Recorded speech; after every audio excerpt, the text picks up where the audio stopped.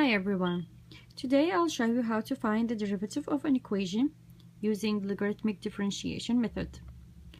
So the first thing we have to know is that we use this kind of method when we have the base and the exponent are the same variable. And so the problem that we have is y equals cosine of x all raised to the power of x.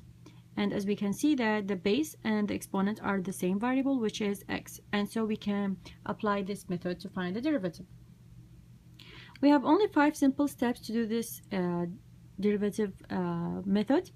The first step is to take the natural log and absolute value for both sides. So we will have ln absolute value of y equals ln absolute value of cosine of x all raised to the power of x.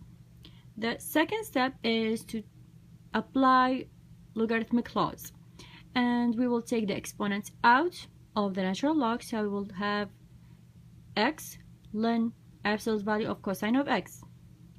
The third step is to find the derivative, and in this case we will use implicit differentiation because we have two different variables x and y, and so we will put dy dx beside any y or beside any variable that is other than x.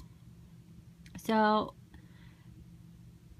1 over y dy dx equals, we have the product rule, so the first is x times the derivative of the second, which is 1 over cosine of x, and we will do the chain rule because it's not an x by itself, it's cosine of x, so times dy dx cosine of x plus the second, which is ln absolute value of cosine of x, times the derivative of the first, which is 1. Now we will have, just make it simpler, 1 over y dy dx equals x over cosine of x times minus sine of x, the derivative of cosine of x, plus ln absolute value of cosine of x. Now we'll just solve it for dy dx, and we will multiply both sides of the equation by y. So we will have dy dx equals y times x over cosine of x times minus sine of x plus ln absolute value of cosine of x.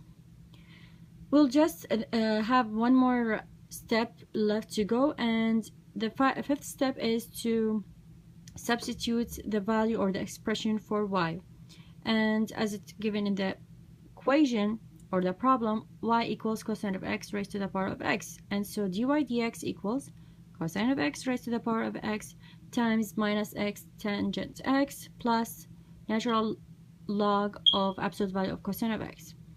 And the tangent is from minus sine of x over cosine of x, so we will have minus sine x. I just put 3 more notes to give you an idea about what I went through exactly. I hope that was helpful. Thank you very much.